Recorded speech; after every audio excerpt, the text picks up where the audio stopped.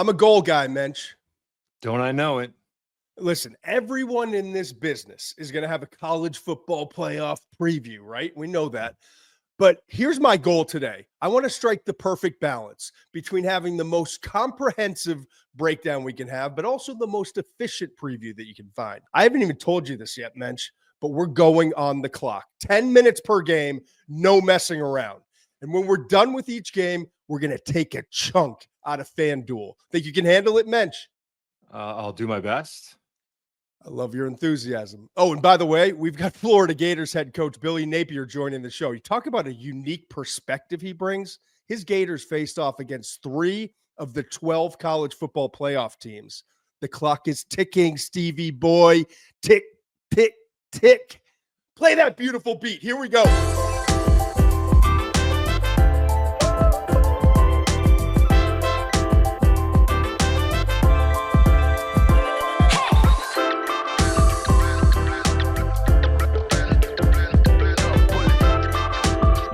So here's how this thing's going to go. Muench and I have kind of tasked each other with the opportunity, if you will, to take the most important thing that each team has to do. He's going to take one side. I'm going to take the other in order to win this round 1 matchup, okay?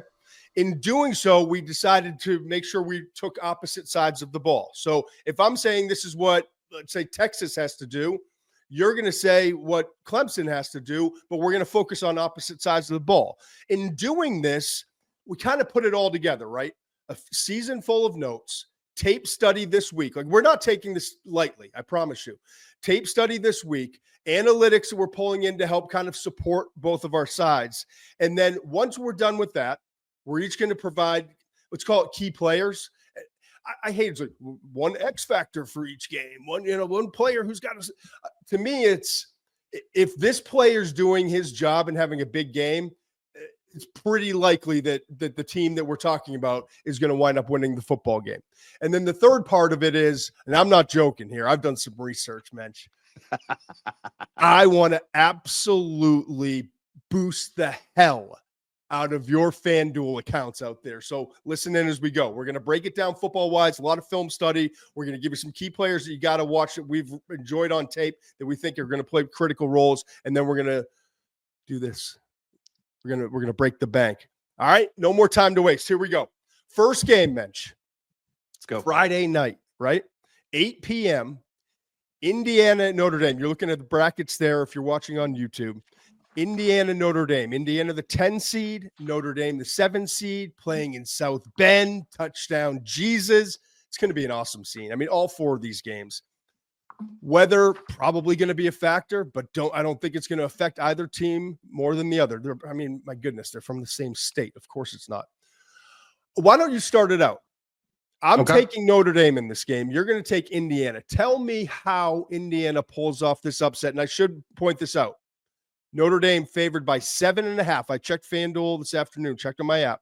Favored by 7.5 points in this game. How does Indiana pull off the upset? And I'm starting the clock right now. I'm not messing around, bud. 10 minutes.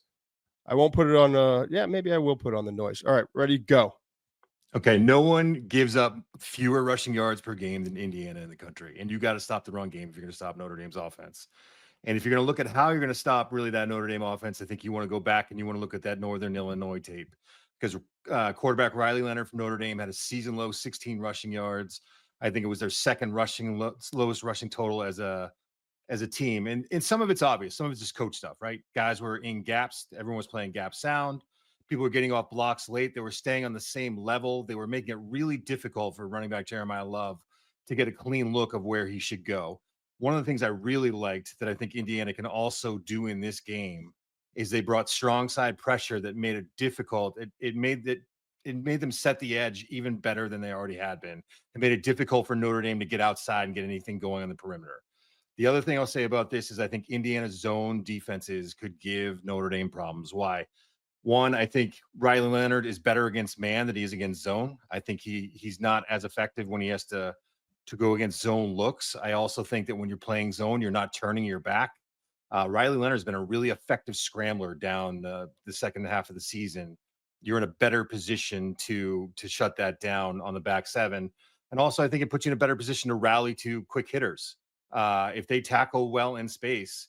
I mean, this is a very good Indiana front. You look at this and they had 3 all Big Ten defenders, one at each level. I love CJ West up front. He wasn't even one of those guys. Really? CJ West defensive. Yeah, he wasn't. It was Mikel Kamara was. Yep. The corner Pons, and then Aiden Fisher, the linebacker, who I think is another player to keep an eye on. Okay. Because he's so instinctive, he's so rangy, he's so tough. But again, CJ West up front is going to be a problem for that interior offensive line. Look, it's going to come down to whether or not Notre Dame could run the ball, and that's been a strength for Indiana's defense. So it's a strength on strength matchup to me. If they stop it, can they win? Is the big question. And maybe it's not the Indiana game. Maybe it's as we get deeper into the playoff. But I think that's the big question that a lot of people have that have studied this Notre Dame team, right? Yeah. Can you tell me that you've sped me up here? That I'm like trying to get all this out right now? I'm like, I would try to rattle it all 2 minutes and 5 seconds. I'm not trying to make it where you can't breathe. I'm just trying to make sure that we provide those that are tuning in some efficiency here, because it's all on me. I'm not a talker, right? I'm not a talker. But then like 55 minutes later, I'm on the same subject. So really quick, those zone looks that I want to make up this point too. It forces Riley Leonard to be patient. If he forces the ball downfield, he's going to put it in harm's way. He's got to be patient and consistent. And I think that sometimes he struggles with that. He can make big plays. I think he's developed as a passer. But if you're going to make him dink and dunk down the field, he's more likely to make a mistake or for a drive to stall. You think if they force, I've seen the patience at times, and I think they're comfortable. They love throwing to the tight ends. They like getting the backs involved. Like he's become better at taking the easier stuff, I think. I agree. But it's still an issue in terms of he will force that throw every once in a while, especially if this game is tight. He'll get frustrated. I mean, he did at least in the Northern Illinois game where he got frustrated and tried to push the ball downfield. All right, other side of the ball. And I don't think if you've tuned into this show, if you've been, one of our friends of the show here and have hung out for a while, you've probably heard me say it a couple of times because I think it was just so obvious. It's not always so obvious just even watching on like the game broadcast. But for Notre Dame, I think the number one thing, if they're going to win this football game and take care of business as slightly more than a touchdown favorite, they've got to sell out and getting pressure on Curtis Rourke, the quarterback for Indiana.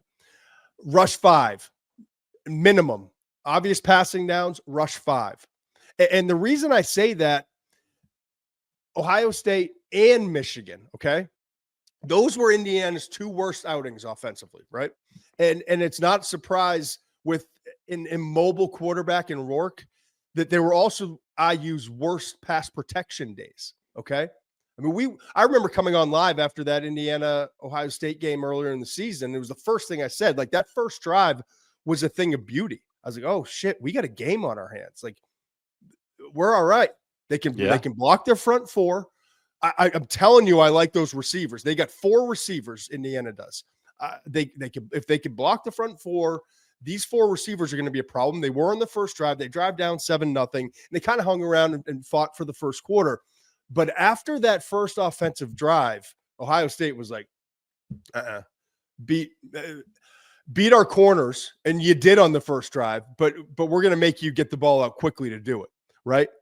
And so here's what I looked up. Nearly half the time that Ohio State and Michigan, it was Ohio State did a brilliant job after the first drive, but it had been done to a slightly lesser effect, but still effective. It had been done by Michigan. So nearly half the time, it was like 48% of the time that Ohio State and Michigan blitzed, meaning bringing 5. Not like zone blitz where you're dropping 1, bringing 1. I'm talking about pressures of more than four pass rushers, okay? Nearly half the time they sent pressure, they sent a blitzer, Muench. They got pressure on Rourke. That's remarkable. That is not like if you're Indiana's offensive line, that's a nightmare. Compare that to the other 10 games Indiana played versus the blitz. I'm talking about the blitz. Right around 25%. So cut that number in half. So it was I mean, it was twice more effective in those 10 games, but they did it with more consistency. Michigan did. They did it with more consistency. Ohio State did. And by the way, we talk about the X's and O's and Jimmys and Joes. They just got better Jimmys and Joes. Right. So if you're Notre Dame, I look at this Notre Dame defense has relied heavily on its defensive line, its front four to get pressures, and they haven't been great at it. More pressures than they have, obviously more pressures than sacks, but like the percentages are higher in terms of pressures than they have sacks. But this has not been a great pass rush defense, per se. It really hasn't been. And you look at that defensive line, it's generated pressure on its own. But of the team's 30 sacks, 24 and a half have come from the defensive line. So what does that tell me? And I'm not saying that the linebackers have to get home and be the ones that are accumulating the sacks and the pressures, but I am saying that these linebackers are going to have to get more involved and be effective in terms of when they're turned loose, and then maybe the occasional cat blitz, the corner coming off the edge, safety getting involved, whatever it is. The back seven is going to have to be more involved, I think, in this game, because you can't back off of Rourke and let him do what he does best. You tell me, what does Indiana do best? Indiana likes to run the ball, create balance, and get Rourke a clean pocket. And they'll hit on some quick stuff. Their receivers are like just fearless over the middle, make tough catches, but all of a sudden they'll balance short game, intermediate game, but then they'll pop you for one, right?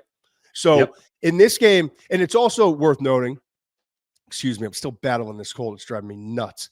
Howard Cross, the defensive lineman for Notre Dame, is back. And again, it's got to be more than just the front four, but the front four is going to play a critical part in this. He had the high ankle sprain, missed the last 3 games. He's still second on the team, Muench, with what was it, 4 sacks in just 9 games played. All right, so getting him back, you would think, if he's close to 100%, is going to be a big boost for this Notre Dame line. It's also worth mentioning this, and I went back and watched these tapes. Notre Dame's secondary, which is highly touted, right? And obviously Benjamin Morrison, I'll get to that in a second. Benjamin Morrison, the injury potential, may not be a first rounder now because of the injury, but at least a second round draft pick, very highly regarded in the NFL.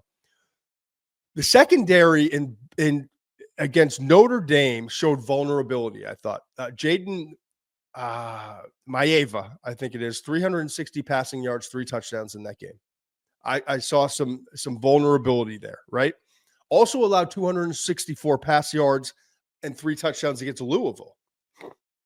Why is that important? Why are those 2 games important? Because if you look at it, bud, those were the best 2 pass offenses that they faced. I mean, think about it, right? Their biggest wins were versus run-heavy offenses, right? A&M, like, yes, it was before they made the quarterback shift, and it wasn't as run-heavy, but it still was. Like, Wigman wasn't effective in that game, and they ran the ball 38 times compared to 30 pass attempts in a game that they were trailing, And then Georgia Tech, I mean, that's all they do, run the football. Navy, Army, you know what I mean? Yeah, so I'm right with you. So the one thing that can kill you if you're Notre Dame, and the one area that you're like, we've got some vulnerability, is if we don't get to the quarterback, we might not be that great in the back end. Maybe we're not as good as everyone wants to say that we are, right? So, and I do think it's worth mentioning, like the true freshman, Leonard Moore, he's been really good. He stepped up with Benjamin Morrison ever since he went down. He's been better though. Like, I know he's confident, he's aggressive, he's physical, he's good in coverage. He's good, and he'll only get better with more experience. He's better versus the run though, and I think that secondary, like I said, there's vulnerability there. So if you're Notre Dame, my big thing for Notre Dame in this game, you got to get to Rourke. Take him out of his comfort zone, move him off his spot, take away that option in the passing game, and then all of a sudden, I think Notre Dame should be able to just grind it away on the offensive side with really the 3-headed monster, including Riley Leonard in terms of the carries that are spread out in their run game. All right, featured players, guys that if they're a player or more that like are critical to their team winning in this game, in your opinion, based off of all the work you've done. I'll take the all Big Ten linebacker, Aiden Fisher, who's great in coverage, who can rush the passer, and is going to have to be outstanding against the run. I'm taking a guy from Indiana's defense because, you know, that's the side I was taking of what they need to win. I think Aiden Fisher is a player to watch. I love CJ West up front. I think he's going to be really good too. But I think Aiden Fisher, the number 4, the linebacker, is a guy to keep an eye on. If he has a monster game, they have a chance. I'm going to go with the Indiana receivers. Okay. You've got to get the ball to them, and we've got to find. I mean, even if it's getting the ball out 2.5 seconds, close to 2 seconds, however it is. Elijah Surratt, Omar Cooper Jr., who's a sophomore. The rest of these guys are seniors. They're veteran. Like, this is it, right? Elijah Surratt, big receiver. Omar Cooper Jr. is a sophomore. Miles Price and Keyshawn Williams. They've combined for 20 over 2,200, almost 2,300 receiving yards this year. 143 receptions, 21 touchdowns. Surratt and Cooper are the two to watch in terms of big plays, because I think Indiana is going to need big plays in this game to keep up. They're averaging 19 yards per catch combined. So to me, if the Indiana receivers are having a day, that means it's going to be a long game. This is going to be absolutely a 4-quarter fight for Notre Dame. All right, prediction, Muench. What do you got? I got Notre Dame. I think they cover. And I think the reason is that their offensive lines had the same starting 5 since the Navy game. I think it's settled that offensive line down. It steadied it. And I really like some of the players on the Indiana front. I just don't think they're very deep. And there are some guys on the inside, like James Carpenter is a very disruptive run defender. He's a really good interior pass rusher, but he's light. And I think they're going to have some success moving those guys around. And I think that Notre Dame's going to run the ball well enough to ultimately control this game. All right, there you see the numbers for FanDuel if you're watching along on YouTube. 7.5 is the spread, like we said. Minus 280 to win outright. And over-unders at 51.5. Notre Dame wins this game, but I'm going with the Indiana cover. I think it's a 4-quarter battle. I actually think this will be the best of the 4 college football playoff round 1 games. And it'll kick the thing off beautifully on night 1. I also like the under 51.5 more than I actually probably like the cover for Indiana. Frozen conditions. Indiana struggles to protect. Notre Dame struggles to throw the ball. I think this is going to be a short game. I think normally these games are grinding out like right around 4 hours, especially with the playoff and the commercials and all that. I think this is going to be like a 3.5 hour game. I think Leonard, Jeremiah Love is a dude. Jadarian Price. I mean, those guys have averaged almost 7 yards per carry together and have racked up 36 rushing touchdowns. So I like it to keep it on. No one wants to bet the under, right? Well, that's where FanDuel life's too short. Life's too short. Bet the over. Iceman, Elio Imbernoni, our good friend from Richmond. You know, overs in the hockey. I get it, but I like the under in that game. All right. Second game on the slate, noon kickoff Saturday. What an unbelievable weekend this is. You get Friday night game. You go to bed around 1 a.m. after you've kind of cooled down and relaxed. You wake up the next morning. You got a little game day to get warmed up. Then right away, noon kick, SMU at Penn State. I assume it's going to be a whiteout, right? Penn State's minus 6.5 in this. And by the way, I blew through the 10 minutes in the first one. That was all my fault. Yeah, we're going to get we got to get the Oscar music for you. We're going to have to play you off. Yeah, like Jimmy Valvano when he's like, this guy in the back, this guy. He thinks I care about some red light. This guy. I'm taking my time this round, I'll tell you that. All right, I'm starting the clock again. Let's see if we can beat it here. SMU at Penn State, minus 6.5, noon kickoff on Saturday. What do you got? I'm covering SMU, so you've got Penn State. In order to take care of business and move on to round 2, like most people expect they will, what does Penn State have to do? Don't overthink it, man. I don't want them to look at SMU and be like, SMU has been vulnerable to the pass, but really strong against the run. Your strength, if you're Penn State, is that running game. Run the ball. So play to your strengths. Play to your strengths and don't try to adjust your game plan to attack their weakness. I think you need to prove that you're the You're the big dog. You're the alpha on the block. That's what they should be doing. I want Kaytron Allen to get 20 plus carries. I want them to run downhill. I love, like, one of the issues you have with SMU is they have undersized What about linebackers. Singleton too? Well, Singleton, you're going to mix in. No, listen, you're going to mix in Singleton. You're going to mix in Warren. The reason I like Allen, he's BYOB, baby. He's bringing his own block. He's so physical. You want to tackle him on his 20th carry when it's cold and it's windy. It's for those kids coming out of Texas. It's going to be interesting. Those kids have been really tough and played really hard all year, but that's a big back running downhill at you. I love that scheme and how much conflict it's going to put those linebackers in. You have guys, multiple guys. You can have 4 guys in the same backfield who could carry the ball. At times you have Drew Aller, the quarterback, could keep it. You'll have Ty Warren in there. You'll have Singleton and Allen in the same backfield. You won't have Bo Perbula for the short yardage, but no, yeah, you won't. I would love that in the red zone. It would have been nice. That would have been a nice addition. But I'll say this: when you put linebackers in conflict, they're a little slower to react. You have smaller linebackers for them. I went back and I watched the Boston College tape because they had some troubles with the Boston College running game. And when Boston College did. Yes, SMU did. Sorry. And what Boston College did really well was pull offensive linemen and get up to the second level. And they also did a great job with their inside zone, which kind of creates natural combo blocks and double teams to get up to the second level. I think Penn State can do the same. Don't overthink this. Feed those running backs. Don't try to turn Drew Aller into, don't give him 30 passing attempts in this game. Run, run, run. All right. Yeah, and then play action to Tyler Warren. Right. But I think Tyler Warren's going to be kept a little bit in check. It's interesting you say that because SMU has been pretty good against the run. So they have. They've been one of the best. But trust what we've got. Right. Throw whatever you got at us. We're Penn State. Like, you're coming to our home. You haven't seen what we can do yet. And I also I'm very That's cute. You're good versus the run in the ACC. That's cute. Right. I have more respect for SMU than that. But yeah, it's I'm saying you're talking about a mindset. You're talking about a mentality going into this game. Yes. And so the mentality is that's cute. Like your run defense numbers are cute. Like but come on into Happy Valley. It's freezing cold. And we're going to play a different brand of football today. That's what you're saying, right? Our offensive line, I think, is playing the best that it's played all year coming off that Oregon game. They should have a lot of confidence about their ability to move guys. All right, I'm going to go the other side ball. What does SMU have to do? How can they pull off this upset? I already mentioned 6.5-point dogs. And I studied this, man, and it was kind of like, all right, what can you do? Because this is a challenge, obviously.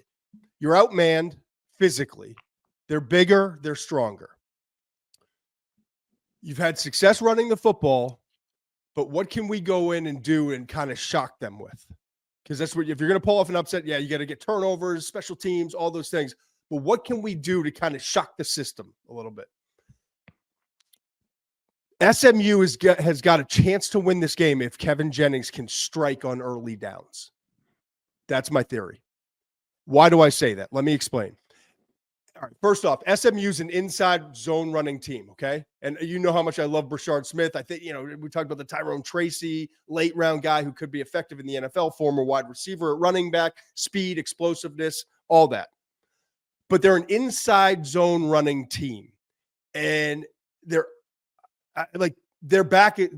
undersized compared to the defensive front. This is not a big physical offensive front. Their back, Brashard Smith, who I love, is undersized, right? And I think underappreciated, but he's undersized. He's a dynamo, but he's not someone that you're going to line up and go run at this defense. Penn State excels. If you really study them, they actually, I think, as great as their edges are, including Abdul Carter, like they have some trouble at times, like breaking on the outside, contain and those sorts of things. But inside run, like, they don't give that up. So what do we do? The mind's spinning. And I was going through this today, sitting on a ferry, if you will, trying to think, like, where do I go with this? When you watch on tape, Penn State will early downs, first and second down a lot, creep a guy up. They are like, you're not running the football on us.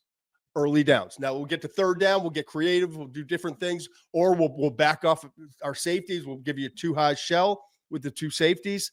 But first and second, especially on first downs, but first and second down, there's a tendency creep a guy up. So he leaves a single high shell, single safety back there, right? And when they do that, they're vulnerable to the pass. They can be vulnerable to the pass. Now, obviously, you have to protect. But I started going through some of the numbers. I went to PFF. Kevin Jennings has been at his best against single high safeties. And now all of a sudden I'm like, okay. And that makes sense. What quarterback isn't better against single high safeties than the two high safeties? Mel Kiper, our good friend, tried to ban two high safeties from the NFL game. We get it. It makes it more difficult to throw down the field. There's of course, but not only has he been better, he ranked 4th among 133 passers match. I didn't know this, but it backs up what you see. Wow. 4th out of 133 passers in terms of single high safety, what he does against single high safeties. Now, listen, you can knock PFF for like the run blocking grades. There are conversations there, but when I use analytics, I try to make sure, like, what's the stuff they can't muck up? What's up? Like, right. There's a single safety. All right. Like, what are the things that I can absolutely rely on? I can rely on that. Okay. And so now we know he's like not only efficient, like one of the best in the country against that. So now early in downs, 1st and 2nd down, they come out and instead of banging our head with the inside zone against this defensive front, let's take some shots. And yes, he's better intermediate than he is vertical. Jennings is. I've seen that on tape. But they need to be aggressive on 1st and 2nd downs. They're not going to see many favorable single high safety looks on 3rd and 3+. So why try to throw into that where your quarterback's not as effective and the defense is very effective when you can take some shots on early downs? One thing I like about the Mustangs' offensive attack is that they have spread the ball out. So it's not about force feeding it to one guy on a certain down. It's about, okay, now I'm Jennings. Take the snap. Work that guy. Negotiate the single high safety. Your single job is, first of all, at the line of scrimmage, recognize what we got coverage. Then your second job is make sure you're negotiating him, keeping an eye on him, but also making him think, all right, I'm going right. Now come back to the left. I'm going left, whatever it is. Right. So that's going to be critical in this game as well. But those receivers, I talked about it. He spread the ball out. 10 different guys have at least 10 catches for the season. More impressive, 7 of them have at least 20 catches. Their leading receiver has 38. So this is all about what's open, not forcing it to somebody, okay? An addendum to all this, though. Here's the addendum. Wrap it up. Jennings can't hold on to the ball too long. Can't do it like he did against Clemson. No. And I got another number I read today. I don't know if it's precisely accurate, but he was about 3.5 seconds. He held the ball against Clemson. We saw, what did we see? You and I both talked about it after the game that night. Drifting, and then started to feel ghosts and all that stuff. Yeah. But it was like drifting back, right? So he can't hold on. Earlier in the season, and most other games, he's been better. But against, I think it was Pitt that I read, like it was a 2.5 by comparison. So that's a big addendum there. So there's going to be balance. I'm not saying throw the ball every 1st and 2nd down. It's got to be balance, but they've got to identify those friendly passing opportunities, single high safeties, when they can take advantage, and they've got to be aggressive on 1st and 2nd down, or else Penn State's just going to grind them to death in this game, I think. All right, Can I say one other thing really quickly about Jennings? One of the notes I did take that I had about the Penn State offense is do not take your foot off the gas if you get ahead, man. I don't think that ACC championship game was a fluke. I think Jennings is going to play from kick to that final whistle, and he's going to give you I don't care weather. I don't care about that atmosphere.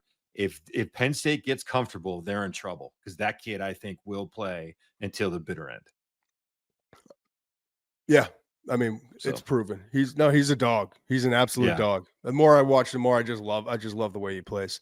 Who jumps up for you? Who's the guy that has to have It's the Penn State O-line. It's the Penn State. If they continue to play the way they did against Oregon, to me, and again, it wasn't clean. There was breakdowns in pass pro. There was a couple missed assignments in the run game, but overall, it was the most encouraging performance I had seen. There were some seams against a very good Oregon front. And I thought they played with attitude. I thought they played with physicality, aggressiveness. To me, that was the most encouraging performance I had seen from that group all year. And it has me excited about about them potentially making a run, especially with the path they have. I'm going to go the other side of the ball, and I just mentioned how it's not about one receiver, but I am encouraged by what I've seen recently from an SMU receiver, and I think he's going to have a big game. That's Roderick Daniels. He's the leading receiver with 38 catches. I mentioned that, but it's not much higher than the next guy. It's like 34, 30, 28, But he's averaging 16 yards per catch. Not huge numbers, I get it, but he's really emerged in the last 6 games. 27 of those 38 catches have come in the last 6. 459 yards in the last 6. Not a big dude. Going to get pushed around a little, but let's find ways to get him in space, like those intermediate crossing routes, in-cutting routes. Get him the ball in a little bit of space, and he can create small, quick 5'9", 185, somewhere in that range. He also, get the ball in his hands. They've used him running back, handed the ball off to him, slot receiver, and in the return game as well. I think he's got to play a huge game if SMU is going to, and all of them do, but I think he's going to have to be the guy amongst a handful of guys that step up in the passing game. All right, who do you like in this one? Let's pull up the FanDuel graphic here. I mentioned 6.5 is the spread. Minus 315 for Penn State. Ooh, whoa, it shifted. It's 8.5 now. It's 8.5. Sorry, FanDuel. Okay. I like Penn State. Again, I like the favorite to cover. I do. I just think they're going to be too big, too physical, too much. So yeah, I'm taking Penn State. All right. I love SMU, man. I just think Penn State's the better team at home by far. Of the 4 games, I'm gonna shoot straight. This is the one I'm least dogged on. Okay. Okay. We already won money on Friday night. We already just stuck a little dagger. Wait till the next 2 games. We're gonna finishing touches. Okay. But I do worry about all those Miami kids and Texas kids from SMU. I don't know which there are more of, Miami or Texas. It feels like, but I worry about in these temperatures, but it is a noon kick, so it ain't going to be that bad, right? Penn State, though, and this now that it's going to be cold, man. It's going to be cold. I know it's going to be cold, and windy. But Penn State won by just 1 point against Minnesota, beat USC by 3, only beat Bowling Green by a touchdown at home earlier in the year. I know it's a different vibe playing Bowling Green earlier in the year than it is in a college football playoff home game, probably a whiteout and all the madness. But I think the way like you talked about it before, the way SMU is going to fight for 4 quarters with Jennings, I think they could backdoor cover this thing and make it a little bit interesting. Yeah. Especially 8.5 now. All right, so there we are. All right, number 3 game, Clemson at Texas. It's the 4:00 game. As you see there, we're talking about Clemson. They didn't sneak in; they won their way in. But certainly was not in a conference with SMU in the year it had, and Miami in the year it had. We certainly did not think that Clemson was going to be one of these 12 teams, but here we are. And hats off to Clemson. This is the biggest spread in round 1. This is Texas minus 11.5, 4 p.m. Eastern kick on Saturday. Started out, Muench. You take Clemson. How do they pull off this upset? I think offense coordinator Garrett Riley and quarterback Gabe Klubnik have to be near perfect. And I'll start with Riley. You're not going to line up and just run the ball against Texas. I mean, Phil Maffa, the running back from Clemson, is averaging 2.4 yards per carry over the last 4 games. Yeah. Their offensive line does not match up well with Texas's defensive front, especially on the interior where Maffa's at his best. So what are you going to do? You're going to have designed quarterback runs. You're going to get your wide receivers involved, misdirection. You're going to supplement the running game with a short passing game. He's going to have to be perfect in terms of the game plan and as a play caller. I think he'll do other things. He's got to buck all his tendencies. If he goes in there and runs the same play that he's been running in the same situation out of the same formations, they're going to be They're going to be in trouble. They have to buck tendencies. They got to move the pocket a little bit for Klubnik. And then Klubnik's got to be near perfect against a team that is, 10th in the country in sacks, 3rd in the country in interceptions. I think most importantly for him is if he sees a running lane, take it. I want to see him make plays with his feet. I don't care if it's for 4 yards. Maybe he gets a 15-yarder. Maybe he breaks one. He's done that before. We've seen that. He's going to have to make plays like he did early against SMU, where he tucks the ball and looks like he's going to run. And he finds a receiver downfield for a touchdown. He's going to have to do those kind of pull the rabbit out of the hat for him because look, I just think they are, this was the hardest one for me. They are so overmatched when I look at the trenches that's my concern. So it's going to take a heroic effort from Klubnik, and it's going to take a perfect game from their play caller and game planner. I don't disagree.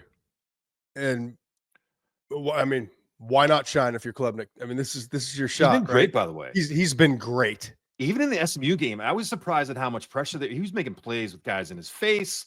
He was making plays with his feet. He has won me over late in the season with how well he's played. It's just too bad that, I don't think they're talented enough up front to really compete with the elites in college football right now.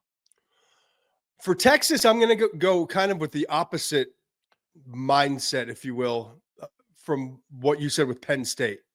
Let's just do what we do best, dare them to beat us. I think Texas is going to come out and attack. Okay. And there's a few reasons why. Now, I want to preface this, this is going to seem a little contrarian to what everyone might think. It's we're bigger. We got a great offensive line. Let's run the football. Let's be balanced. Let's just get out of Dodge, right? And Texas has been great at that. How many times have we watched a Texas game at the end and we were just unsatisfied? Right. There's more out there, right? Vanderbilt jumps to mind. I think Arkansas was another game like that. Yeah. Those are just those games. Yeah. Right. I think you come out guns blazing if you're Texas. And Clemson's defense, listen, Clemson's secondary is fun to watch. I didn't realize that. I'm not studying draft prospects of that group. They get some pups. They've got some pups in that secondary, but they come from great breeding. They came ready to play. And the beauty and the fun part of watching them, Muench, is that Clemson trusts these guys. They play a ton of man-to-man coverage.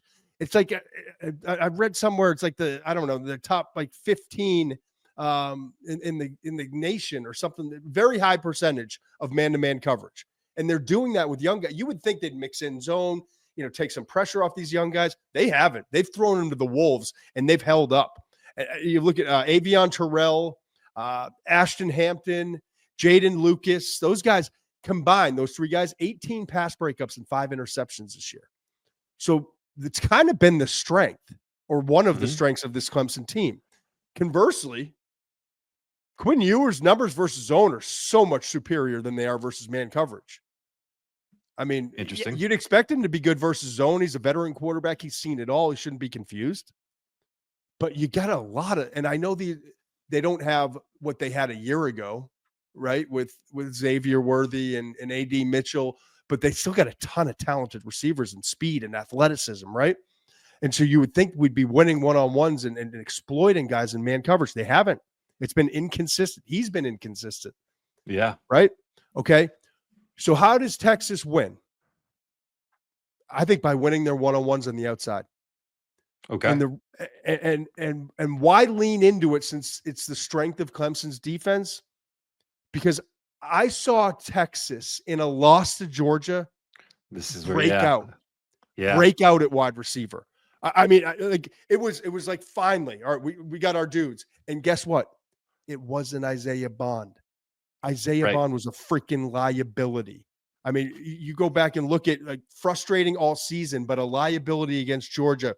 He had the drop that turned into an interception, and it was an illegal shift on that play by him. So it was 2 errors on that play. Then offensive pass interference a little bit later. Then almost immediately after the offensive pass interference, had a second penalty, right there. Yeah. I don't know if he's not 100% healthy and he's pressing. I don't know if Isaiah Bond it's in his head. I do think that a little bit of time off can only help, whether it's physical or mental or a little bit of both. But even without him, okay, I'm going after Clemson. What I saw from them, the trio, Matthew Golden, DeAndre Moore, and Silas Bolden, they were awesome in that game. 312 receiving yards on 19 catches and a touchdown. We just haven't seen that. With Golden, best deep threat of all of them. Get this, you ready? 13 of the 20 passes that have been attempted. That's not a big number. 13 of 20 passes attempted beyond 25 yards this year. He's been on the receiving end. or the targeted end, I should say. 7 of those 13 have been catches, and 3 of those 7 catches went for touchdowns. So he's going to be your big play guy. He has been your big play guy. We saw it against Georgia. We've seen it throughout the year. DeAndre Moore, more of a kind of like your efficiency guy, but he stepped up, and he was a compliment in this last game to Golden. He needs to continue to have that role. And then Silas Bolden, I know he only had 2 catches, but my God, he took over that 4th offensive drive for Texas. I mean, he's like a lightning bolt, a tiny one, 168 pounds, but he's a lightning bolt, just bouncing off some Gunnar Helm. So, yes. So, listen, 60% of the throws for yours this year have been within 5 yards of the line of scrimmage. But when we've seen in first quarters, when they come out on the script, know what they want to do and attack, they've had success. I think they need to bring that mentality until this game's out of reach. I'll be interested to see. Who jumps out to you, player? It's the skill guys for Clemson. Antonio Williams, Bryant Wesco Jr., the tight end Jake Brenningstool. I think these guys can make some plays. I think they have talent at those positions. It's about getting the ball. But I will say this: they got to catch everything clean. Any drops, any kind of deflection is like chum in the water for that Texas defense. They will be all over it, in a drop or a deflection could quickly turn into an interception. So I think they're going to have to get those guys in space. I think they're going to have to get them involved in the running game, Williams and Wesco. And I think for those reasons, those 3 guys could be a big part of this game. If Clemson has any chance, I think they've got to make plays. Yeah, I mean, I could say Gunnar Helm. I think he'll be a part of it, but I got to go back to that trio of receivers. And truthfully, if you're going to get man-to-man coverage, Golden's got to be the guy. He was the guy last game. He's been the guy a couple times this year. Can't trust Isaiah Bond. If you get it from him, great. I mean, then we're off and running. But I think that Matthew Golden is going to have to be the guy. He's emerging. Call that last game his emergence, whatever you want to call it. But we're going after Clemson, and Golden's going to be my primary. Prediction. I get some fun ones here. Go ahead, you start. What does that mean? I'm excited. Look, it's a big number. It's 11.5, right? Yes. Texas minus 11.5. Minus 450 is the money line. I got everyone covering. I got 51. Yeah, you suck. 51.5 is the over under. We'll wait till the last one. The last one's my curveball, I guess. But I think Texas covers. I think Clemson fans think I hate Clemson. I don't. I mean, Cade Klubnik has really grown on me. I'm surprised it took this long to come up. I didn't even think about it when I said you cover Clemson. How'd they pull off the upset here? I didn't even think about it. Clemson fans are like skipping past year. Like I don't want to hear a word. Like, what's the deal with giving not a word out of your mouth, Mensch, about Clemson yet. I can't speak highly enough about Klubnik down the stretch, man. I really am impressed, but again, I don't think they're a well-rounded enough team to beat a Texas. All right, you ready for this? Get your notes page out on your phone, okay? Or get a pen and paper because you're old. I got it. I'm not going to say it twice, Mitch, okay? Few things you got to keep in mind for this matchup. Number one, I don't see Clemson putting a lot of points on the board. I just don't see Clemson score. I really don't. I think the over-under on Clemson is 19.5. I would go under. I think this could be like a 13, 16 point full game performance from Clemson. Okay. Got it. But take Texas.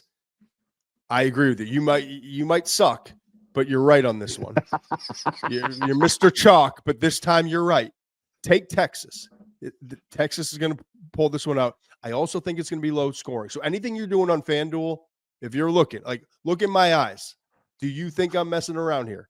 A couple times we've given you some heaters, and we were right like 4 out of 6 times, I think. But this time, run with me here. Texas wins, low scoring with everything you do, okay? Here's one that's real specific. This is my number 2.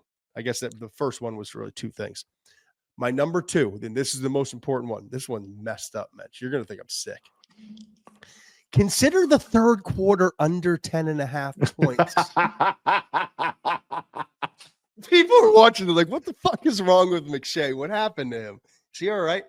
You know how I am. I like a rabbit hole. I get into And don't wait for the first half to unfold. Just take it right now. Let me skip to the third point. Okay. All right, here we go. And I'll come. This is a rabbit hole. Every time I watch tape or watch a game of Texas, it's the same thing. Come out aggressive. There's the offense. I see it. If they get a sniff of a lead, like a half a point lead, if they get any kind of lead, it's like, all right, trust our defense. We're good. We're good. Don't put the ball in harm's way. It's like, all right, we're up by 3. Shut her down. Okay. And so in the second half, it's like every time I come out and watch a third quarter of a Texas game, it's like, what happened? Where's the aggressiveness? Where are the shots? And then all of a sudden, what happens then? They let teams back in. And then now they got to get a little bit aggressive in the fourth quarter. The third quarter is the money spot. I went back and looked. You ready for this match? I am sick. Of all the things you were going to talk about tonight, this was the thing I'm most excited about. This is the upset special. You're like, I found something. I uncovered something. There have been more than 10 points scored at just twice in the third quarter of Texas's last 12 games. And the spread is 10.5. Take the under. That's a trend folks. right there. That's what you call a trend. And then going back to my third point, we're rotating here, but they all play together. Point 2 and point 3. Point 3 is keep an eye on this in-game. If you are a sicko and you're betting the in-game stuff, if Texas gets a lead, unless they're going to go completely against what they've done all season long and what Sark believes in and the belief they have in that defense, start going under for everything. They are going to run the football and trust their defense, and that game's going to end fast if they get a lead in the second half. All right, fourth game. I feel like I got to take a shower after that. Lather it up. Tennessee at Ohio State. Definitely just the big name matchup, the 8 versus 9. Ohio State, all the storylines coming in. Tennessee buying up all the tickets, all the drama you could imagine. Let's bottom line this thing. Ohio State's minus 7.5. It's the night game, primetime game. We're coming on. Let me remind everyone. Right after this game, you think this is fun tonight? Like, we're coming on Saturday night. This is I promise you, of all the stuff we've done over the last 2.5 months, this is the one I'm most excited about. Like the opportunity to come on and just live reaction. We obviously we'll have it in the can from the night before, but 3 games back to back to back where we can actually focus. It's not like a normal Saturday where it's like 17 games and I wasn't watching Alabama. Now they're in a dogfight against Vanderbilt. Chasing games, chasing games like a gambler. But after the game, we're going to be on a live reaction show on YouTube. I'll tweet it out. Mensch will tweet it out at Scouts Inc. Mensch. That's Muench for those not watching on YouTube now. But we'll be on YouTube and can't wait to have everyone join us there. We'll answer some questions. We'll be there. Now, Tennessee, Ohio State, as I said, 8 p.m., minus 7.5 Ohio State. What does Ohio State have to do to right the ship after that disastrous Michigan game? Look, man, this was a tough one for me. They've not run the ball the last 2 games. Both games are at home. They didn't run the ball well against Indiana. I know that game's a blowout, but go back and look at those numbers. If Henderson doesn't break that long run at the end of the game, they didn't really run the ball that well consistently again against Indiana. Didn't run the ball well against Michigan. But here's the thing: they got to stay committed to the run. So it's some of the other stuff that we've already talked about in other games. Where they're going to have to get some and I truly believe because they don't trust their protection. They don't. There's a lot of issues. I mean, I think their offensive line is a mess. We've talked about it all year. They lost a potential first tackle off the board in Simmons. The guy, Seth McLaughlin, I think, won the Remington Award as the best center in the country, and he's gone.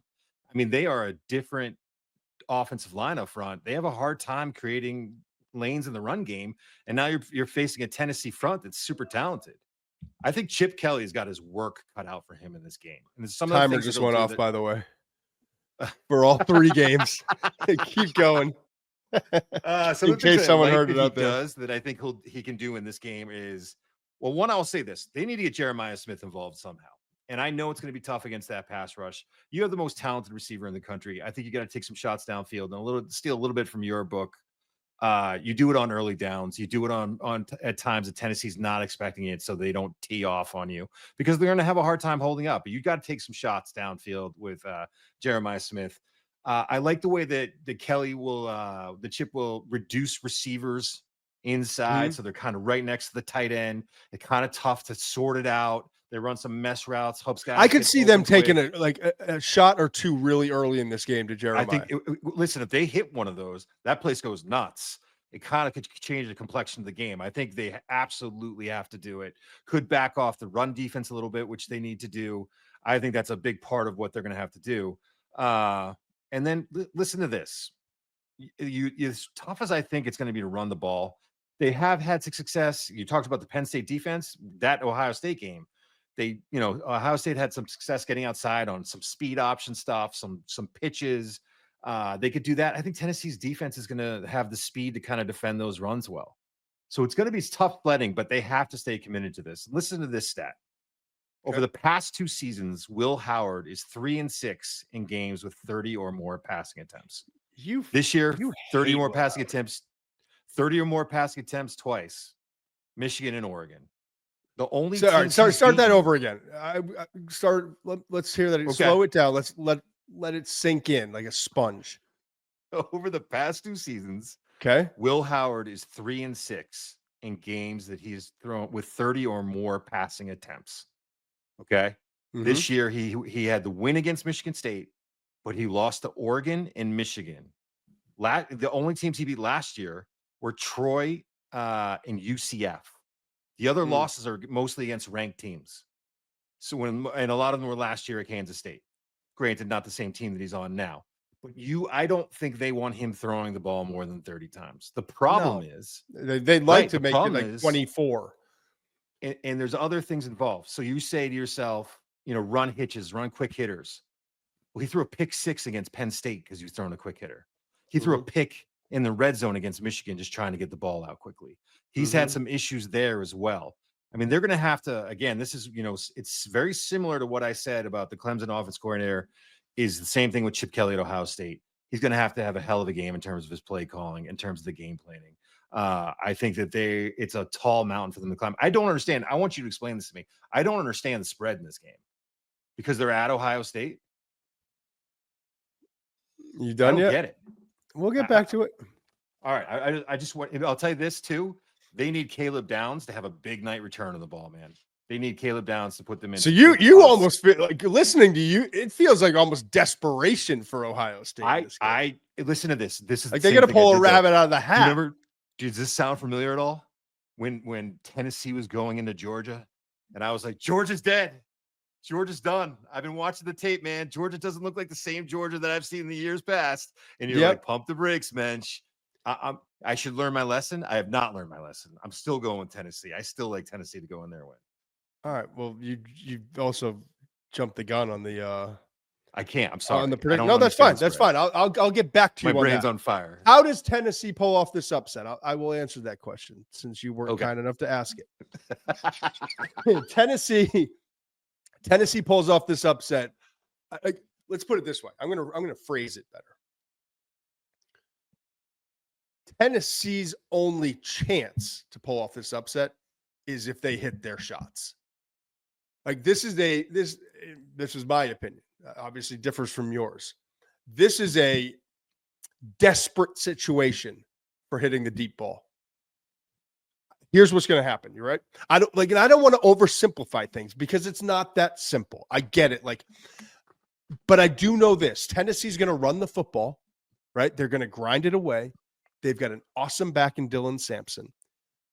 And they're going to do it. They're going to do it with relative success, but it ain't going to be enough to upset this Ohio State team. Just running the football. They're not going to. We're not going to look up and Sampson ran for 145 and on his back they were able to win this game. It's just not going to happen. I also know this. They're going to short game it. They're going to throw all those little quick things that they do. And that's going to be a supplement to their run game. They're going to help grind it out. So it's going to be grind on the ground with Sampson, grind to their receivers on the screens, right? Pick up the 3, pick up the 4, all that shit that they do. But here's the deal.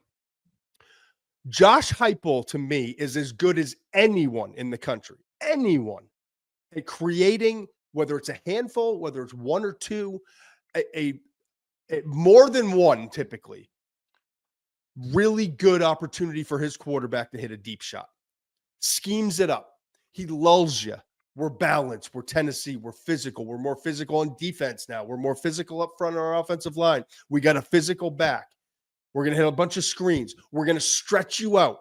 So now you got to go 52 plus yards, horizontally. We're physical, short game, and then pop. That's what happens. Right. The difference is a few years back, Hendon Hooker was hitting those deep balls at an unbelievably high rate. And that's when they were leading the nation in scoring. That's when they were like by far the most potent offense in college football. The problem is Nico, super talented, unbelievably bright future ahead of him. He's not there yet. And the biggest, not the biggest, but the area that's been shocking to me, we've talked about it over and over again, early in games, missing wide open receivers down the field. He does that against Ohio State. They can't win. I'm convinced they cannot win. They've got to hit those shots early in the game. So you asked me the question, how does Tennessee pull off this upset? It seems simple, but when they get their deep shots, Nico's got to hit them. I also want to stress this. Ohio State's corners and secondary and coverage outside of Caleb Downs, overrated. Overrated, great, man. Physical, they can press you. They make some great plays here and there. At times they've been really good, but watch it, like that Indiana tape was a perfect example, right? That first drive, when the quarterback, who's efficient passer of the football, had time to throw, it was easy. Right. It was easy. So Denzel Burke, Davison Igbinosun, they're like just watching them in coverage. Now, it'll be interesting, the matchups and all that, but I just think that there's vulnerability there. And so you combine what Heupel does schematically and what they have on the perimeter, which isn't great, but the fact that the corners for Ohio State are vulnerable, I think this is a recipe. That's their best shot of pulling this off. So I also want to emphasize this. They can't come from behind and beat Ohio State. They just can't, period. Like if there's one thing in these 4 games that I am certain of, if Ohio State gets 10-point lead, it's over. It's over. It plays into Ohio State's strength. Their defense is too good. Michigan, even the Michigan game, they were damn good against Michigan, the defense. Damn good. This is the most wrong you've been in a while. Okay. What we either can't come back from 10 points. If they get, let's put it this way. I think Ohio State comes out early. Let's say they hit that big shot. Let's say Ohio State jumps out to a 10-point early second quarter lead. Do you think they can sustain putting points on the board like that? No, but I don't think I Tennessee think climbs back in. You're telling me that they can run the football effectively enough. They can possess the ball, and I think that they'll have success on defense. I mean, I just don't. If Tennessee's forced in a situation where they've got to throw from behind with Nico in that environment, a night game, Ohio State fans are over the Michigan loss because we know how it goes. 2 quarters in, we're leading a college football playoff game. Like everything's hunky-dory. I truly believe that Ohio State will shut them down. Wow. I truly believe. I do. Okay. And we'll see. Listen, you tell me, I think Pollux will tell me the same thing. Don't get caught up on the week-to-week and college stuff, but we are talking about an Ohio State defense that was the last time that they were on the field, they couldn't slow down Khalil Mullings enough to win a football game. I mean, 32 carries, 116 yards, and a touchdown. Yeah, because their offense sucked. Whose offense sucked? Ohio State's. Yes, and they kept putting them in shitty positions. Think about how shitty the positions they were in. I totally understand. Do you think that Ohio State's going to be better against the Tennessee defense? Yes. Interesting. Potentially. I'm just saying they can't. If they get up, is what you're saying. If they get up. I want to hear your prediction. Let's hear your prediction. Well, can I give you my player that is going to have a huge game, and it plays into what I'm saying, and I've been holding on to it? Dante Thornton. Dante Thornton, 26 yards per catch, 6 out of his 25 catches. Not a lot of catches, but 6 out of 25 have gone for touchdowns, okay? Mm-hmm. just what, but here's the thing. No, this is why he's so critical of this game. When he doesn't show up or he's not a key part, and by key part, it's never 6 catches, 130. It's like 2 catches, 90 yards. You know, he had one catch. He had 1 catch for 42 yards combined in the 2 losses they had, Georgia and Arkansas. 1 for 42. Mm-hmm. When they don't get some juice from him in games that matter, they're in trouble. So he's going to play the biggest. He's 6'5", 214 pounds. They need like 3 big catches from him in this game. He can do it. Yeah. He's talented, but whether or not he does is kind of up in the air. All right, you want prediction? Yeah, I do. You gave me yours. You like 10. It's the only game out of the 4 that you've given the underdog. And correct. It's the game that I am most certain that you're wrong. Ohio State wins big. Big. Wow. Yes. Get it out. Get that. Listen to me. If first of all, you got to sing Rocky Top Saturday night. First of all, and a lot of times the tape doesn't even matter. It's like it's understanding the gambling landscape, if you will. Right. Tennessee's the most bet side of the college football playoff so far. That scares me. I know that spread scares me too. But FanDuel is begging the public to take the points with the SEC team against the Big Ten team. It's an Ohio State team that's splintered. They're a mess. Ryan Day's going to lose his job. People in Columbus want his head on a stake.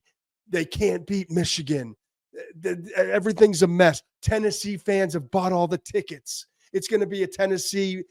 They're bringing part of their band. They're going to run out to their music. I've heard all this shit all week long. I've had enough. I've had enough.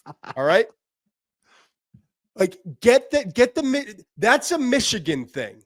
That's not an Ohio State, what they are all about and what they can be. Everyone seems to forget the roster they have and the talent they have. Okay. That's a Michigan problem that Ohio State has. Buckeyes are big in this game. You just told me how their corners are overrated. Their offensive line's a mess. They have good defensive linemen, not great pass rushers. You know the beauty of this is, big boy? What's that? You know the beauty? Right after this game. That would suck if it was a Friday night game because then I'd have to wait a whole night. And obviously I wouldn't wait, but to publicly shame you. I won't have to wait but like 9 minutes. I'll be the first for the first time ever in this show. I'll be the first one on the Zoom getting ready. Yeah, I'll be early in the StreamYard app that we use to put this on the air. I'm going to be here. It won't stop. I won't need to watch the last 5 minutes of the game because it's going to be over. Ohio State big. Just my prediction. All right. This is fun. We're going to do it again for round 2. We'll be back, as I mentioned, Saturday night. I appreciate everyone. I mean, we mentioned I truly appreciate it. We don't say it enough. I suck at this hosting thing. I don't tell you to download and subscribe and tell a friend and all the stuff that you hear on all the podcasts. I probably should do it more, but it's just not who we are. But we appreciate you being here, truly. It's been a lot of fun. It's been a fun ride. I love that we get to finish it up with the 12-team college football playoff. I love the fact that Saturday night we're here live and we'll be yelling at each other again next week, in 9 days, getting ready for these matchups. But I also am excited about this. We're not done here. We got a chance, and I promise full transparency in this show, and you're going to get it. I'm not dressed like this. If you're watching on YouTube, and this guy's, he's still got. I think he's got his Bad Birdie hat on, but he's definitely wearing a different top. I want to say he was in teal on Tuesday when we take. This was the same one, man. I try to match it up. Yeah, Iris is getting the laundry done. I know it's not you. So Billy Napier, head coach of the Florida Gators. How amazing is it that he had the time, that he took the time, generous with his time, to come talk to us. And there were 2 things I wanted to talk to him about. We're going to roll it into the interview right now. But just so you know, he's playing in a bowl game on Friday. And he took the time in Tampa to sit down and talk to us.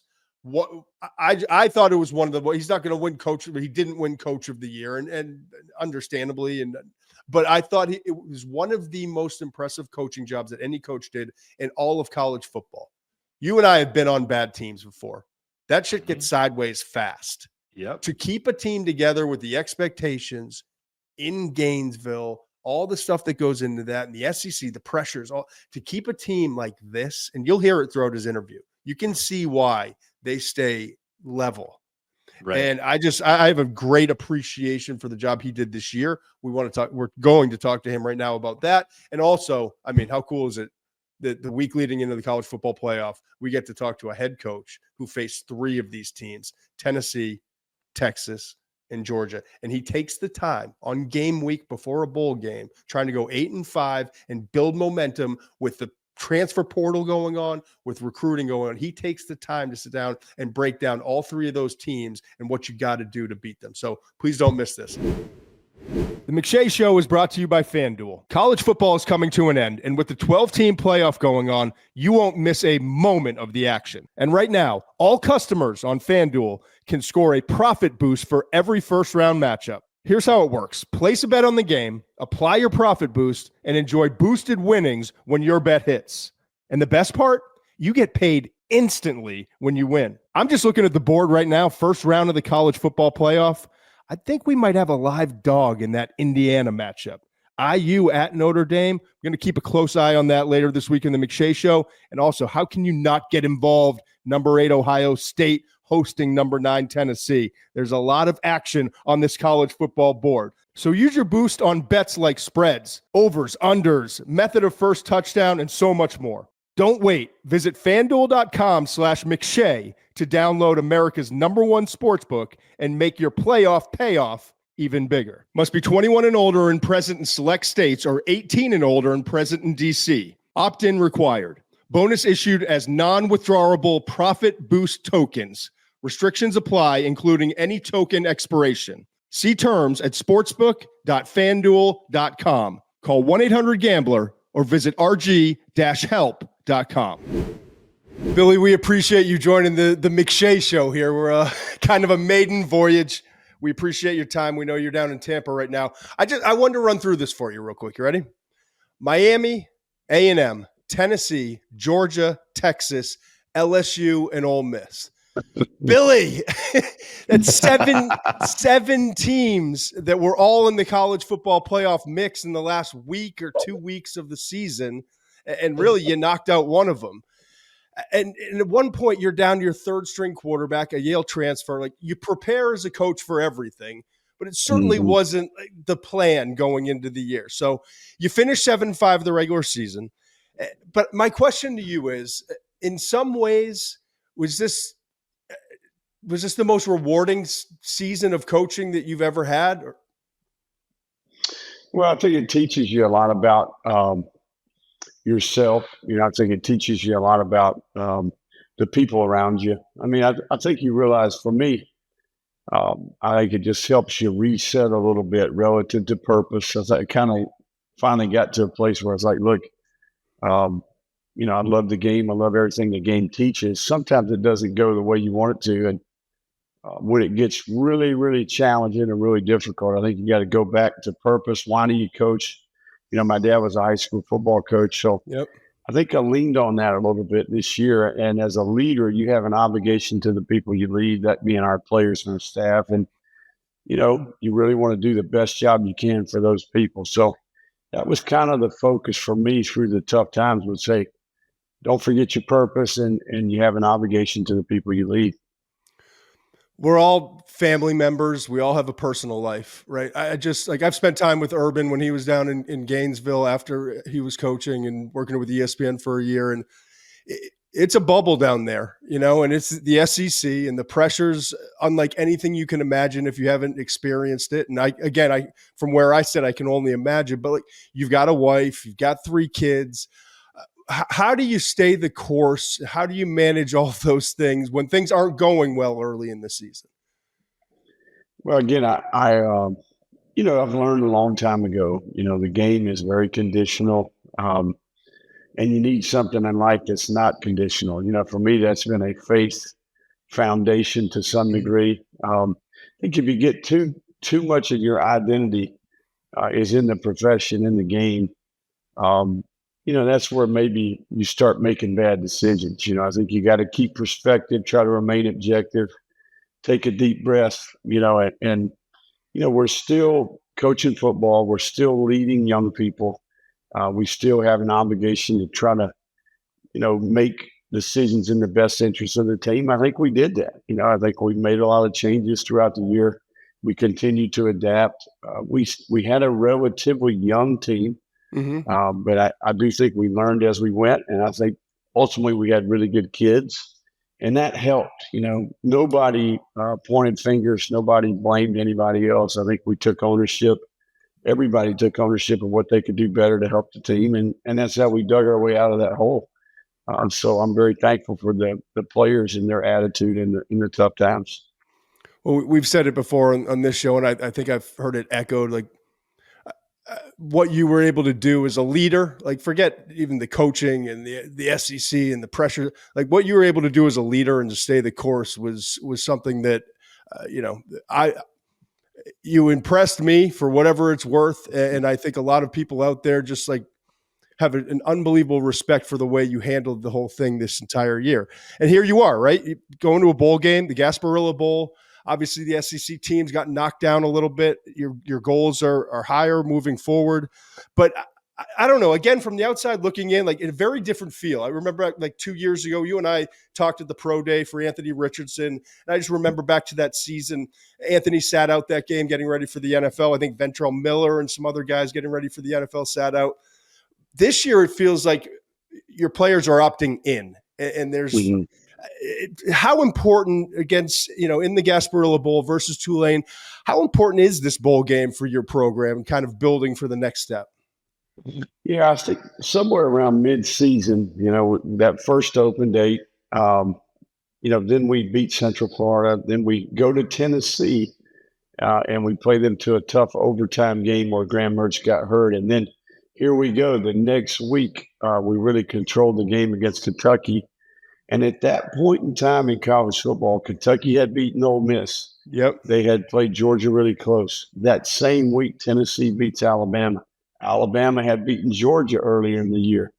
And that's where I think that we kind of flipped the script. Our kids started to realize, like, look, we're not far off here. Like, we can go toe-to-toe with anybody the rest of the way. And that level of belief, DJ Lagway, the win against Kentucky. Obviously, I challenged the organization to raise their level. We're playing with a rookie quarterback. Everybody has got to raise their level of play. And I think we did that. We started to play complementary football. And I think that we have a young team that has carried over. We won 3 in a row to finish the year. Obviously, big wins against LSU, Ole Miss, Florida State. So we got some momentum for the first time since we've been here. And I think that we got a lot of good players coming back. So I think there's some buzz in the building that all the work that we've done in these first couple of years is starting to pay off. So, belief's a powerful thing. And I think there's hope for the future. And certainly a lot of these young players, I think, are, not only talented, but I think they've got character and good leadership as well. Coach, can you talk to us a little bit more about Lagway? I mean, the tools are obvious, the frame, the arm strength. And then I think about some of the plays he made this year, the play, the touchdown pass to tie the Tennessee game and send it to overtime, the 36-yard pass, I think, against LSU to put you guys up late, the Georgia touchdown early second quarter. This kid seems to embrace the moment. Can you talk to us a little bit about his progress and where you hope that progress goes next? Well, first of all, he's an incredible he has a great presence about him. He's very humble. He's very grounded. His parents did an unbelievable job. He's from Willis, Texas, small town, northeast of Houston. And I think he's just old school values. His mom and dad are just salt of the earth people. And he's always kind of been the big fish in the little pond, so it's not new to him, and I think he's had the ability to not ever get entitled. It doesn't affect him. I knew him before he exploded as a senior. All of a sudden he becomes the Gatorade National Player of the Year, and he just stayed. It didn't affect him. The way he treats people, the way he works, and I have an appreciation for that. Then then he's a very talented young player, a ton of hype around him. But what does he do? He shows up. Graham Mertz is the starting quarterback. He kind of gets in his hip pocket. Graham is a consummate professional, the ultimate grinder, teammate, leader, blue collar. So he had a chance to be around Graham, and I think that really helped him kind of, hey, this is what it looks like. Yeah. And I think that contributed to his ability to play well this year. Now, what you're describing is real. Like this, he has an innate ability to kind of raise his level of play. He could have a little bit of a sloppy Thursday, and then all of a sudden, Friday ramps it up, and the closer we get to kickoff, it's like, okay, I'm going to take mine and I'm going to beat yours, and yeah, I think those plays, they not only make a difference from a production standpoint, but the energy they bring to the team, and I get to see a bunch of them every day of the week. So, yeah, he's talented, but I think his character has rubbed off. He's a great competitor on game day. Coach, I'm curious. This time of year is kind of wild in college football. You're preparing for a bowl game. Some schools are preparing for the college football playoff. We saw a report this week, not a report. I mean, it's what happened. Bo Prabula, the backup quarterback for Penn State, is now in the transfer portal, won't be playing, wants to be at Penn State for the rest of the season, but Drew Aller's coming back. James Franklin obviously has been vocal, like any coach would be, about the system and the timing of things. So just taking a step away, if I were to just say, all right, Billy, you're college football, you're the commissioner, and you were to make one change or a couple of changes when it comes to specifically like the postseason, post-regular season, off-season schedule, what can we change to make this where a guy like Bo Prabula doesn't have to decide on whether to finish out the season, where he's been an integral part in why Penn State is going to get to the playoff, or go and take advantage of an opportunity that is awaiting him? Well, we got a couple of things right, in my opinion. I think moving up to signing day was a good decision. We get the season over. We sign the high school group of players. We have a dead period where we can meet with our current players. I do think if you are in a conference championship game, there is some conflict there. But for the most part, the hay's in the barn at that point from a high school recruitment standpoint. And then, okay, here comes the postseason and the portal, right? That's where you have a conflict. Now, we're in what we call a quiet period where they can only come to your campus. Last year at this point, you could go on the road recruiting, right? And signing day was literally tomorrow. Okay, so, we not only would be trying to retain players, but we also would have been on the road recruiting, and the high school players would not have been done yet. So we did get two things right. I think that we have to consider making December a dead period, in my opinion, because then the players can't take official visits. That's going to push everything back to January. Now you take official visits, once you kind of get into January. So most of the postseason is done once you get into January. Now, there's going to be a handful of teams that are still in the playoff that play in the New Year's Bowl. But, you got to compartmentalize your time. And that's what I think. I mean, I think ultimately January needs to turn into portal official visit season, and obviously extend the clock a little bit to get them into school. I do think the players have some rights. They won't have as many rights going forward with revenue sharing, because we're going to be very much a semi-professional contractual agreements. There'll be a little bit more of a binding document there in some regard. But look, to me, what I tell our staff is I don't want to hear anybody complaining or making excuses. I think, what we got to do is we got to be better at focusing on the task at hand. Got to have the ability to change gears, not only within the day. You got to go from game planning to portal recruitment to player retention to practice to whatever the next challenge is. So look, it's how you separate yourself. We don't make the rules. We compete within the current rules, and then our job is just to try to build the best team as possible. So for me, it's kind of the ultimate challenge. Can we have a different level of focus and kind of focus on the task at hand and be, I think that's the way we can separate ourselves to some degree. It's all fascinating stuff. I mean, how quickly all of this is changing, kind of right in front of our eyes. You mind humoring us for a couple minutes? I know the last thing you want to do is talk about past opponents from this season. Yeah, sure. With a bowl game coming up very soon. But you did face Tennessee, Georgia, and Texas, and they're all in the college football playoff, and it's obviously a big focus. I'm curious. I just want to kind of go through quickly. What if you were to, if Ryan Day was to call you, they're playing Tennessee, what kind of priority list, what would be at the top of the priority list against Tennessee? What do you have to do to have a chance to beat a really good Tennessee team? Well, first of all, I think, Tennessee, Josh has got his, he's made his name playing offense and creating explosive plays and scoring points, but don't overlook that Tennessee's really good on defense. I think they've done a good job improving each year since he's been there, and the personnel's good. The interior defensive line, the edge players, I think they're very multiple, the front variables, the pressures, and I think they're pretty sticky in coverage. So they play good defense. So you can't overlook that. I think I've been impressed with how they've improved a little bit each year there. They're also very good in the kicking game. I think they've got a really good identity in all 6 phases of the kicking game. I think the coordinator does a good job. And then offensively, what we've learned is that you got to get the call in, you got to get your cleats in the ground and get aligned correctly and have good eye discipline and play the plays, So, typically how you are able to handle the tempo and then keep the ball in front of you, make them go the distance.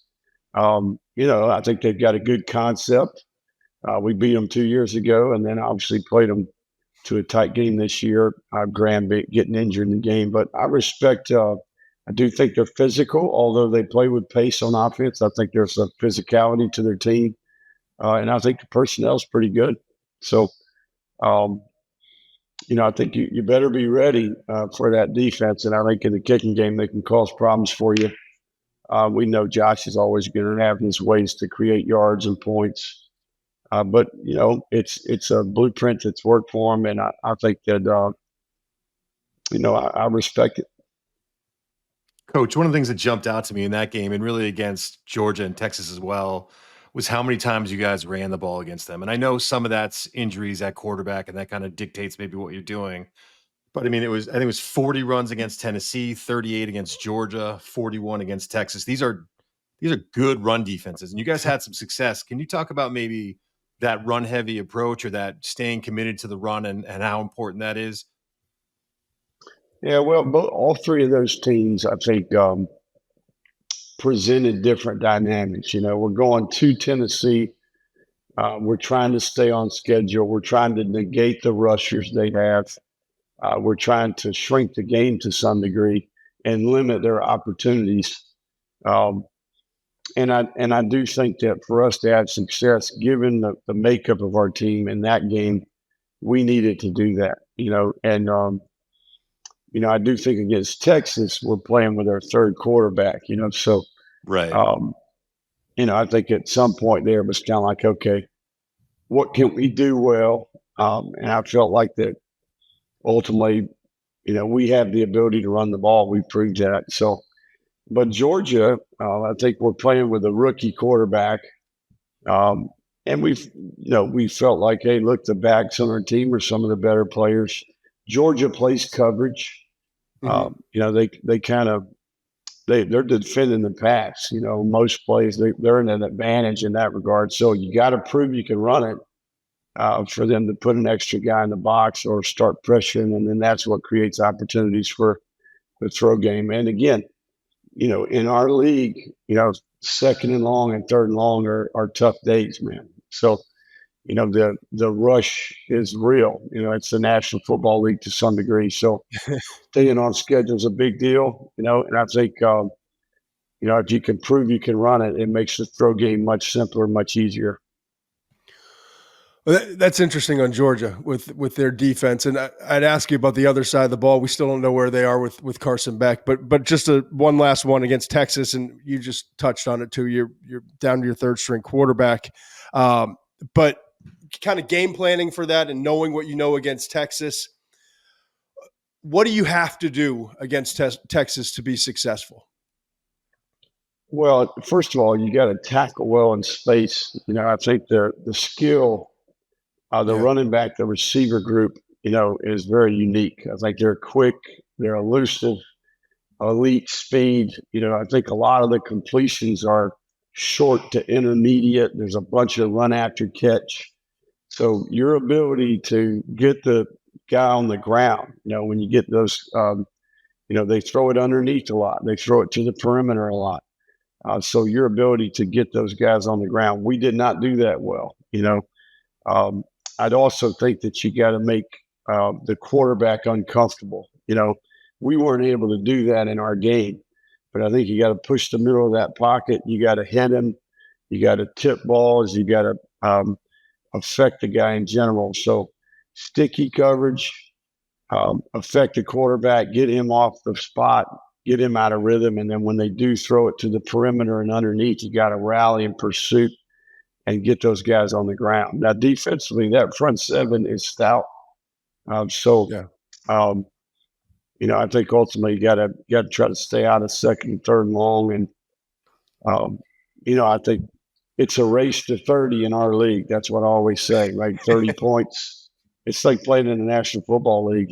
So you got to take care of the ball, and you can't give them any freebies. Make them go to the long field. And when you do get it into the red zone, you got to cash it in and get touchdowns, and you got to force them to kick field goals. It doesn't feel right taking up your time at your bowl game in Tampa, getting ready for the Gasparilla Bowl versus Tulane, to finish talking about Tennessee, Georgia, and Texas. So let's take this opportunity. You get a little extra time going into a bowl game. There's always, it seems like, a player or two, whether it's a youngster or a veteran player that's just ready to emerge. There are a couple guys you want to highlight, just whether it be their effort, their leadership, the promise they're showing, guys that people nationally might want to just keep an eye on when they're watching this game on Friday. Well, we're going to have, there's going to be some opportunities for some players to play in this game. That typically their role will be a little bit bigger. I think up front, we're going to move Cam James to Jack and rotate him a little bit over there. I think Cam James is 6'6", 270-pound player that's played F. He's one of our edge players. LJ McCray will get more snaps. He was one of the better defensive linemen in the country last year. Another 6'6", 260, true freshman. Those two guys will have a little bit bigger role in the game. I'm excited to watch them. You're going to see Mekhi Burrow, DeAndre Robinson, Tavares Brown. All three are freshman defensive linemen that I think are going to play a little bit more in this game. And they all have talent. I think they're all big time players. Offensively, Bryce Lovett and Cam Waits are two young offensive linemen that will have a little bit bigger role in the game on the right side. So I'm excited to see them compete. And just in general, another game, another opportunity for the young quarterback Lagway. So I'm kind of excited to watch some of these young guys play in the game. Some of these guys are going to have more of a role than they've had in the past. And I think it presents a good opportunity to kind of build some momentum and learn from competing in the game. Cool. Well, we're excited too. We wish you the best of luck. And, once again, like anyone who's been around this game long enough to see how things started and how things could have gone and how many, frequently it can go the other way and get sideways fast, and to see what you did this year, just truly appreciation for that, for you and for your staff, for your family hanging in there, for everyone involved. Just really appreciate what you did this year, and wish you the best of luck and look forward to talking to you soon, Billy. Okay, Todd, Steve, thank you guys so much, man. Appreciate the opportunity. You got it. Good luck, Coach. Good luck, Coach. All right, go. Must be 21 plus and present in select states. For Kansas, in affiliation with Kansas Star Casino, or 18 plus and present in D.C. Gambling problem? Call 1-800-GAMBLER or visit rg-help.com. Call 1-888-789-7777 or visit ccpg.org/chat in Connecticut or visit mdgamblinghelp.org in Maryland. Hope is here. Visit gamblinghelplinema.org or call 1-800-327-5050 for 24/7 support in Massachusetts, or call 1-877-8-HOPE-NY or text HOPE-NY in New York.